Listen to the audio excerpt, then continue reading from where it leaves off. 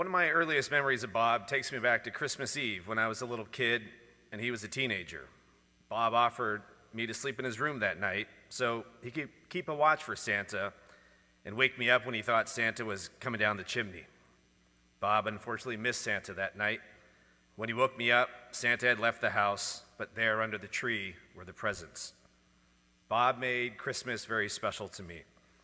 Every year during the holidays, I think back to that time, and after becoming a parent, appreciate even more the effort Bob made for his little brother. As I grew older and started defining interests and activities, Bob was there as an active supporter. He was my campaign manager for student council in middle school and as a creative sounding board for my media pursuits. Bob loved recounting one episode of a TV show I made for the community access station Channel 30. The show profiled a restaurant downtown that made Philly cheesesteaks. The budding reporter here asked the teenager working in the restaurant's kitchen, what temperature did he set the grill to cook the meat? 80 degrees, he said. What an idiot, Bob would say, and roil with laughter. I believe we left that kid's comment in the episode. The restaurant, unsurprisingly, is no longer in business. Our family, like many in this community, were diehard 49ers fans. So much so that if a game coincided with Mass, Bob would offer to drive the rest of the brothers to church. We'd stay in the parking lot, listening to the game on the radio. Then I would be summoned into the church, pick up the bulletin, and peek through those doors to see which priest was giving the sermon. The bulletin was evidence that we actually made it to Mass, and we can claim a lack of understanding if Mom ever quizzed us on the priest's sermon. Bob loved music, and he has been an influence on the rest of the brothers. I do remember a confused mailman coming to our house one time with CDs from Columbia House Music Club. The address was correct, but the name on the package was addressed at Jennifer, Montana. That surely meant Joe Montana lived on Paseo del Cajon. Nope, it was just Bob getting a second Columbia House account. In 1994, Bob and I attended the 49ers-Eagles game, and that was the turning point to the road to the Super Bowl championship that year. In 2012, Bob and I attended our second game together. It was the one where Alex Smith was concussed and replaced by Kaepernick. And we know what happened that year, trip to the Super Bowl. Bob and I joked that the two of us together at a 49ers game had some special effect on their team's season. It was maybe fitting that the last time I saw Bob a few weeks ago in Los Angeles, when he came into the room, he was turning on the TV for what else but a 49ers game. As a teenager, Bob was there to take me to the DMV for my driving test. He waited for the test instructor to arrive at the car, and before wishing me well on that test, he ripped the worst-smelling fart in the car. As the instructor emerged into the car and absorbed that horrid stench, Bob was in the fresh air outside, laughing away. I love him for that moment in my life. I'm blessed to have worked with him at Wente Vineyards in those same teenage years and witnessed his prowess in the kitchen. I was so proud of my brother as the executive sous chef. Bob was once asked what his favorite day was, and he said it's a tie. The first good rain in the fall and the first real warm day in the spring. Both days had the most magnificent smell in the air.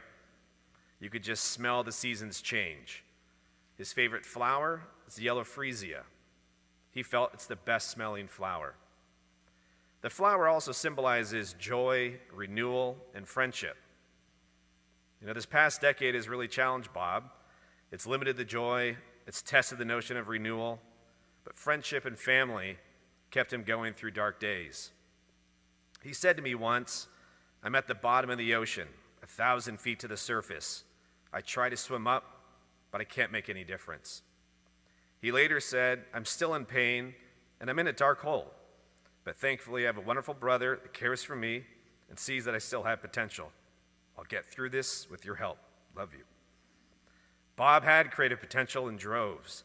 We talked about TV shows and movies and YouTube videos that could be produced, creative endeavors that never failed to elicit a stream of ideas. Here is one of his movie pitches I resurfaced from several years ago.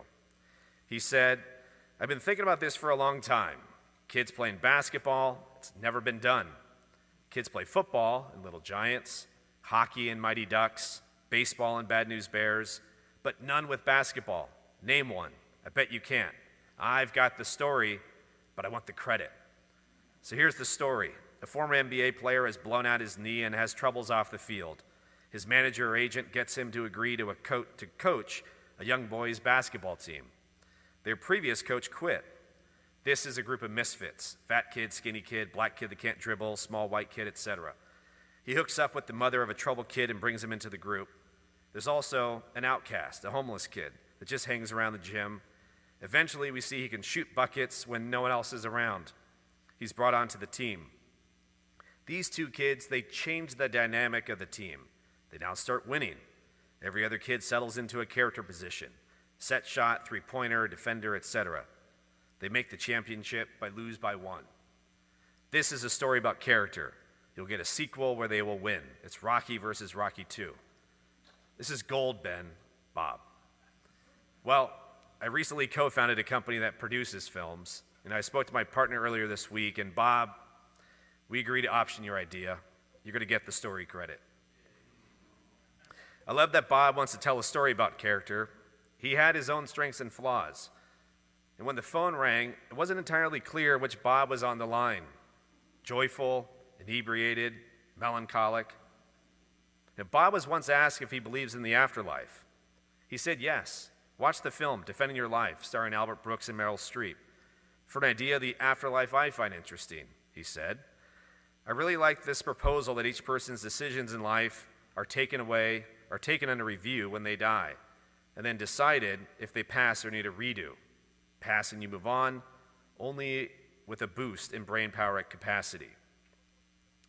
At an April 2020 Zoom family meeting at the start of COVID, the family entertained one another by playing instruments, dancing, and regaling each other with stories.